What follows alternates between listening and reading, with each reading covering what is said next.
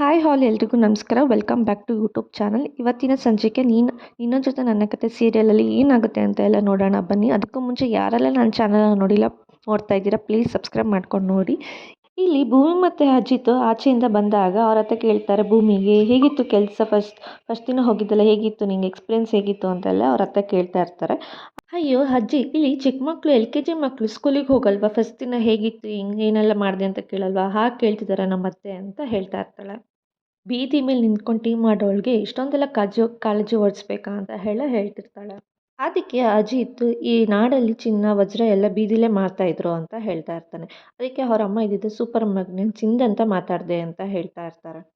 ಅದಕ್ಕೆ ಅವ್ರ ಅತ್ತೆ ಇದ್ದು ಭೂಮಿ ಇವತ್ತು ನಾನೇ ನಿಂಗೆ ಟೀ ಮಾಡ್ಕೊಡ್ತೀನಿ ಅಂತ ಹೇಳ್ತಾ ಇರ್ತಾರೆ. ಅದಕ್ಕೆ ಭೂಮಿ ಇದ್ದಳು ಇಲ್ಲ ಎಲ್ಲ ಅತ್ತೆ ಬೇಡ ನಾನೇ ಮಾಡ್ಕೊತೀನಿ ಅಂತ ಹೇಳ್ತಿರ್ತಾಳೆ. ಇಲ್ಲ ನಾನೇ ನನ್ನ ಕೈಯಾರೆ ಮಾಡ್ಕೊಡ್ಬೇಕು ಅಂತ ಹೇಳಿ ನಾನೇ ಡಿಸೈಡ್ ಮಾಡಿದ್ದೀನಿ, ನಾನೇ ಮಾಡ್ಕೊಡ್ತೀನಿ ಅಂತ ಹೇಳಿ ಅವ್ರ ಅತ್ತೆ ಹೇಳ್ತಾ ಇರ್ತಾರೆ.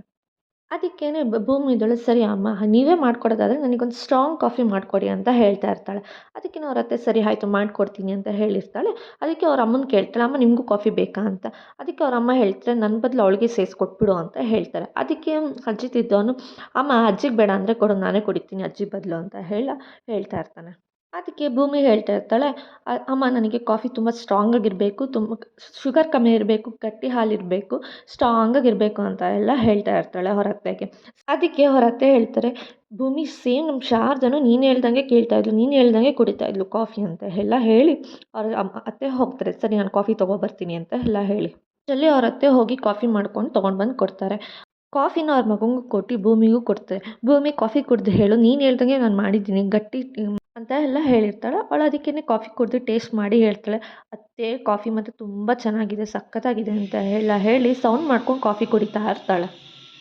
ಅದಕ್ಕೆ ಇವಳು ಸೌಂಡ್ ಮಾಡ್ಕೊಂಡು ಕುಡಿಯೋದು ನೋಡಿಬಿಟ್ಟು ಅವ್ರ ಅತ್ತೆಗೆ ಹೇಳ್ತಾಳೆ ಅತ್ತೆ ಸೌಂಡ್ ಮಾಡ್ದೇ ಕುಡಿಯೋಕ್ಕೆ ಹೇಳಿ ತುಂಬ ಇರಿಟೇಟ್ ಆಗ್ತಿದೆ ಅಂತ ಎಲ್ಲ ಹೇಳ್ತಾ ಇರ್ತಾಳೆ. ಅದಕ್ಕೇ ಅಜಿತ್ ಇದ್ದವನು ಹೇ ಹಾಗೆಲ್ಲ ಹೇಳ್ಕೊಡ್ದು ನೋಟ ಪರರಿಚ್ಛೆ ಊಟ ತನಿಚ್ಛೆ ಅಂತ ಹೇಳ್ತಾರಲ್ಲ ಹಾಗೆ ಇದನ್ನು. ಅದಕ್ಕೆ ನಿನಗೆ ಹೇಗೆ ಬರುತ್ತೋ ನಿನಗೆ ಹೀಗಿರಬೇಕು ಅಂತ ಅನ್ಸುತ್ತೆ ಹಾಗೆ ಹೀಗಿರು, ಬೇರೆಯವ್ರ ಬಗ್ಗೆ ನೀನು ಯಾಕೆ ತಲೆ ಕೆಡ್ಸ್ಕೊಂತೆ ಅಂತ ಹೇಳಿ ಅಜಿತ್ ಹೇಳ್ತಾ ಇರ್ತಾನೆ. ನಾನು ನಿನ್ನ ಜೊತೆ ನಿನ್ನಾಗೇನೆ ಕುಡಿತೀನಿ, ಸೌಂಡ್ ಮಾಡ್ಕೊಂಡೇ ಕುಡಿಯೋಣ, ಕೇಳಿಸ್ಕೊಳ್ಳೋ ನಾಲ್ಕು ಕಿವಿನೂ ಹೊರಟೋಗ್ಲಿ ಹಾಗೆ ನೀರು ಸೌಂಡ್ ಮಾಡೋದ್ರಲ್ಲಿ ಅಂತಲೇ ಹೇಳ್ತಾ ಇರ್ತಾನೆ. ಅವರಿಬ್ಬರು ಕುತ್ಕೊಂಡು ಕಾಫಿ ಕುಡಿತಾ ಇರ್ತಾರೆ ಇಬ್ಬರೂ. ಅಷ್ಟರಲ್ಲಿ ಸತ್ಯನೂ ಕೂಡ ಬರ್ತಾನೆ. ಎಲ್ಲೋಗ್ತಾ ಇದೆಯಾ ಸತ್ಯ ಅಂತ ಕೇಳ್ತಾಳೆ. ಯಾಕೆ ನಾನು ಬರಬಾರ್ದಾ ಇಲ್ಲಿ ಅಂತ ಕೇಳ್ತಿರ್ತಾನೆ. ಏನು ಬರೀ ಅವ್ರ ಭೂಮಿ ಮತ್ತು ನೀನು ಅವ್ರನ್ನೇ ನೋಡೋದಕ್ಕೆ ಬರಬೇಕಾ, ಯಾಕೆ ನಾವೆಲ್ಲ ಇಲ್ವಾ ಅಂತ ಕೇಳ್ತಾ ಇರ್ತಾಳೆ. ಹಾಗೇನಿಲ್ಲ ನನಗೆ ಸ್ವಲ್ಪ ಕೆಲಸ ಇತ್ತು ಅಂತ ಹೇಳಿ ನಾನು ಬಂದಿದ್ದು ಅಷ್ಟೇ ಅಂತ ಹೇಳ್ತಾ ಇರ್ತಾಳೆ.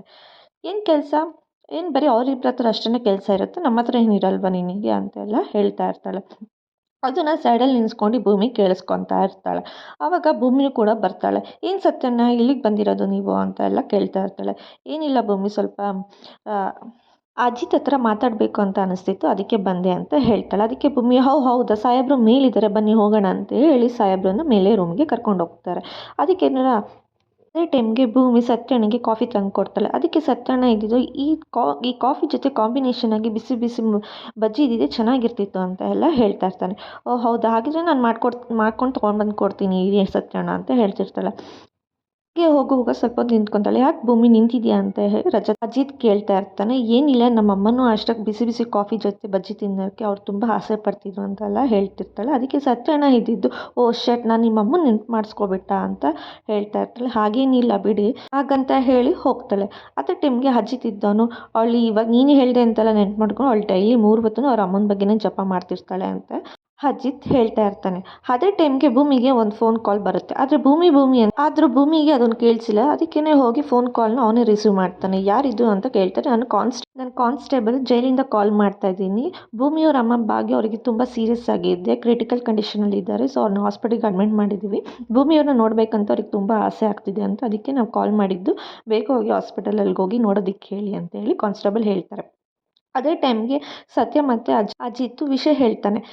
ಏನು ಮಾಡೋದು ಅಂತ ಹೇಳಿ ಸತ್ಯ ಯೋಚನೆ ಮಾಡ್ತಾ ಇರ್ತಾನೆ. ಸರಿ ನಾನು ಭೂಮಿಗೆ ಹೋಗಿ ಹೇಳ್ತೀನಿ ಅಂತ ಹೇಳಿ ಅಜಿತ್ ಹೇಳ್ತಿರ್ತಾನೆ. ಬೇಡ ಭೂಮಿಗೆ ಏನು ಹೇಳೋಕ್ಕೆ ಹೋಗಬೇಡ, ಯಾಕಂದರೆ ಆ ಅಮ್ಮಂಗೆ ತುಂಬ ಕ್ರಿಟಿಕಲ್ ಕಂಡೀಷನಲ್ಲಿದ್ದಾರೆ. ಯಾಕಂದರೆ ಭೂಮಿ ಕತ್ತಲ್ಲಿ ತಾಳಿ ಇದೆ, ಅದು ನೋಡಿ ಅವ್ರಿಗೆ ತುಂಬ ಶಾಕ್ ಆಗುತ್ತೆ. ಹಾಗಾಗಿ ಅವಳಿಗೆ ಯಾವ ವಿಷಯನೂ ಹೇಳೋಕ್ಕೆ ಹೋಗಬೇಡ, ಜಸ್ಟ್ ನಾವು ಫಸ್ಟ್ ಹೋಗಿ ನೋಡೋಣ, ಕ್ರಿಟಿಕಲ್ ಕಂಡೀಷನ್ ಇದ್ದರೆ ಆ ಟೈಮಲ್ಲಿ ಬಂದು ನಾವು ಭೂಮಿಗೆ ಹೇಳೋಣ, ಇಲ್ಲಾಂದರೆ ನಾವೇ ಮ್ಯಾನೇಜ್ ಮಾಡೋಣ ಅಂತ ಹೇಳಿ ಸತ್ಯ ಮತ್ತು ಅಜಿತ್ ಹೋಗ್ತಾರೆ ಇಬ್ಬರೂ. ಟೈಮ್ಗೆ ಅಜಿತು ಮತ್ತು ಸತ್ಯ ಕೆಳಗಿಳಿದು ಬರುವಾಗ ಅಜತ್ ಅವರ ಅಮ್ಮ ಸಿಗ್ತಾರೆ. ಏನು ಸತ್ಯ ಇಷ್ಟು ಬೇಗ ಅರ್ಜೆಂಟಾಗಿ ಎಲ್ಲಿ ಹೋಗ್ತಾ ಇದ್ದೀರಾ ಅಂತ ಕೇಳ್ತಾರೆ. ಏನಿಲ್ಲ, ಆವಾಗ ಅಜಿತ್ ಹೇಳ್ತಾನೆ, ಏನಿಲ್ಲ ಅಮ್ಮ, ಭೂಮಿಯವರ ಅಮ್ಮನಿಗೆ ಸ್ವಲ್ಪ ಸೀರಿಯಸ್ ಆಗಿದ್ದು, ಅದಕ್ಕೆ ಹಾಸ್ಪಿಟಲ್ಗೆ ಹೋಗ್ತಾ ಇದ್ದೀವಿ ಅಂತ ಹೇಳ್ತಾನೆ. ಓ ಹೌದಾ, ಏನಾಯಿತು, ಏನು ಭೂಮಿಗೆ ಗೊತ್ತಾ ಈ ವಿಷಯ ಅಂತ ಕೇಳ್ತಾರೆ. ಅದಕ್ಕೇ ಭೂಮಿನ ಕರ್ಕೊಂಡು ಹೋಗು ಅಂತ ಹೇಳ್ತಾರೆ. ಅದಕ್ಕೇ ಸತ್ಯ ಇದ್ದನು, ಇಲ್ಲ ಬೇಡ, ಯಾಕಂದರೆ ಭೂಮಿನ ಕರ್ಕೊಂಡು ಹೋದರೆ ಅಜ್ಜಿ ಪೂರ್ತಿ ತುಂಬ ರಾಮಾಯಣ ಮಾಡ್ತಾರೆ. ಸೊ ಅವಳು ಬೇಡ, ನಾವಿಬ್ಬರೇ ಹೋಗಿ ಬರ್ತೀವಿ ಫಸ್ಟು ಅಂತ ಹೇಳ್ತಾರೆ. ಇಲ್ಲ, ಅವಳಿಗೆ ಈ ವಿಷಯ ಕೇಳಿದ್ರೆ ತುಂಬ ಶಾಕ್ ಆಗ್ತಾಳೆ, ಬೇಜಾರಾಗ್ತಾಳೆ ಅಂತ ಹೇಳ್ತಿರ್ತಾರೆ. ಅದಕ್ಕೆ ಏನಿಲ್ಲ, ಹಾಗೇನಿಲ್ಲ, ನಾವಿಬ್ಬರು ಫಸ್ಟ್ ಹೋಗಿ ಬರ್ತೀವಿ, ತುಂಬ ಸೀರಿಯಸ್ ಆಗಿತ್ತು ಅಂದರೆ ನಾನು ಭೂಮಿನ ಕರ್ಕೊಂಡು ಹೋಗ್ತೀವಿ, ಇಲ್ಲಾಂದರೆ ನಾವೇ ಮ್ಯಾನೇಜ್ ಮಾಡ್ತೀವಿ ಅಂತ ಹೇಳ್ತಾ ಇರ್ತಾರೆ ಇಬ್ಬರನ್ನು. ಅದಕ್ಕೆ ಅವರಮ್ಮ ಸರಿ ಆಯಿತು, ಹೋಗಿ ಬನ್ನಿ ನೀವು ಅಂತ ಹೇಳಿ ಸತ್ಯ ಮತ್ತು ಅಜಿತು ಹೋಗ್ತಾರೆ. ಸೊ ಇವರಿಬ್ಬರು ಇದನ್ನು ಕೇಳಿಸ್ಕೊಂಡು ಹೆಂಗಾದರೂ ಮಾಡಿ ಭೂಮಿಗೆ ವಿಷ ಮುಟ್ಟಿಸ್ಬೇಕಲ್ಲ ಅಂತ ಹೇಳಿ ಭೂಮಿ ರೂಮಿಗೆ ಹೋಗ್ತಾರೆ. ಭೂಮಿ ಒಬ್ಬಳೇ ಕೂತ್ಕೊಂಡು ಯೋಚನೆ ಮಾಡ್ತಾ ಇರ್ತಾರೆ. ಆವಾಗ ಭೂಮಿಗೆ ಇವ್ರು ಆ್ಯಸ್ ಯೂಶುವಲ್ ಕಾಲು ಎಳೆಯೋ ಥರ ಕಾಲು ಎಳಿತಾ ಇರ್ತಾರೆ. ಏನು ನಿನಗೇನು ವಿಷಯ ಗೊತ್ತಿಲ್ವಾ, ನಿನ್ಗೆ ಅಷ್ಟೊಂದು ಪ್ರೀತಿ ಮಾಡ್ತಾನೆ ಅಜಿತ್ ಅಂತ ಹೇಳ್ತಾರೆ, ನೋಡಿದ್ರೆ ನಿನ್ನಿಂದನೇ ವಿಷಯ ಮುಚ್ಚಿಟ್ಟಿದ್ದಾನೆ ಅಂತ ಎಲ್ಲ ಹೇಳ್ತಾ ಇರ್ತಾರೆ. ಯಾವ ವಿಷಯನೂ ಅವ್ರು ನನ್ನ ಹತ್ರ ಮುಚ್ಚಿಟ್ಟಿರೋ, ಅವ್ರು ನನ್ನ ತುಂಬ ಪ್ರೀತಿ ಮಾಡ್ತಾರೆ, ನಂಬಿಕೆ ಇದೆ ಅವ್ರ ಮೇಲೆ, ಅವ್ರು ನನ್ನ ಹತ್ರ ಯಾವ ವಿಷಯನೂ ಮುಚ್ಚಿಟ್ಟಿಲ್ಲ ಅಂತ ಹೇಳ್ತಿರ್ತಾಳೆ. ನಿನಗೆ ಬರೀ ಭ್ರಮೇಲಿರು ಅಷ್ಟೇ, ಅಜ್ಜಿತು ನಿನಗೆ ವಿಷ ಮುಚ್ಚಿಟ್ಟಿಲ್ವಾ, ಹೋಗಲಿ ಬಿಡು ಅಂತ ಹೇಳಿ, ಸರಿ ಬಿಡು ಅಕ್ಕ, ಅಜ್ಜಿತ್ ಬಂದೇ ಹೇಳ್ತಾನೆ ಅಂತ ಹೇಳ್ತಾ ಇರ್ತಾಳೆ ಅವಳು. ಅಷ್ಟರಲ್ಲಿ ಅವ್ರು ಹೋಗ್ಬಿಟ್ರೆ ಏನು ಮಾಡೋದು ಅಂತ ಹೇಳ್ತಾಳೆ. ಯಾರು ಹೋಗ್ತಾರೆ, ಯಾರು ಏನಾಯಿತು ಅಂತೆಲ್ಲ ಕೇಳ್ತಿರ್ತಾಳೆ ಭೂಮಿ. ನಿಮ್ಮ ಅಮ್ಮಂಗೆ ಹುಷಾರಿಲ್ಲ, ನಿಮ್ಮಮ್ಮ ಫುಲ್ ಕ್ರಿಟಿಕಲ್ ಕಂಡೀಷನ್ ಇದ್ದಾರೆ, ಅದನ್ನು ಪೊಲೀಸ್ ಸ್ಟೇಷನಿಂದ ಕಾಲ್ ಬಂದಿತ್ತು, ಅದಕ್ಕೇ ಸತ್ಯಣ್ಣ ಮತ್ತು ಅಜಿತು ಹೋಗಿದ್ದು ಅಂತ ಹೇಳ್ತಾ ಇರ್ತಾಳೆ ಅವಳು. ಹೌದಾ ಅಂತ ಹೇಳಿ ಅವಳು ಒಂದ್ಸಲ ಫೋನ್ ಚೆಕ್ ಮಾಡ್ತಾಳೆ. ಆಗ ಫೋನಲ್ಲಿ ಆ ಕಾಲ್ ಬಂದಿರೋದು ಅವಳಿಗೆ ಗೊತ್ತಾಗುತ್ತೆ ಭೂಮಿಗೆ. ಆದರೂ ಸಾಹೇಬ್ರು ಯಾಕೆ ನನ್ನಿಂದ ಈ ವಿಷಯ ಮುಚ್ಚಿಟ್ಟಿದ್ದು, ಸತ್ಯಣ್ಣ ಯಾಕೆ ನನ್ನಿಂದ ವಿಷಯ ಮುಚ್ಚಿಟ್ಟಿದ್ದು ಅಂತೇಳಿ ಭೂಮಿ ಯೋಚನೆ ಮಾಡ್ತಿರ್ತಾಳೆ. ಇವರಿಬ್ಬರು ಏನಾದರೂ ನನ್ನ ಹತ್ರ ಸುಳ್ಳು ಹೇಳ್ತಿದ್ದಾರಾ ಅಂತೇಳಿ ಫೋನ್ ಚೆಕ್ ಮಾಡಿದಾಗ ಅದು ಅಲ್ಲಿ ಲ್ಯಾಂಡ್ಲೈನಿಂದ ಒಂದು ಫೋನ್ ಬಂದಿರುತ್ತೆ. ಆಗ ಬಂದುಬಿಟ್ಟು ಭೂಮಿ ಬಂದು ಅವ್ರ ಅತ್ತೆನ ಕೇಳ್ತಾಳೆ, ಅತ್ತೆ ನನ್ನ ಹತ್ರ ಯಾಕೆ ವಿಷಯ ಮುಚ್ಚಿಟ್ರಿ, ನಮ್ಮ ಅಮ್ಮಂಗೆ ಹುಷಾರಿಲ್ಲ, ಸೀರಿಯಸ್ ಆಗಿದೆ ಅಂತ ಹಾಸ್ಪಿಟಲ್ಗೆ ಫೋನ್ ಬಂದಿರೋದು ಅಂತ ಹೇಳ್ತಾ ಇರ್ತಾಳೆ.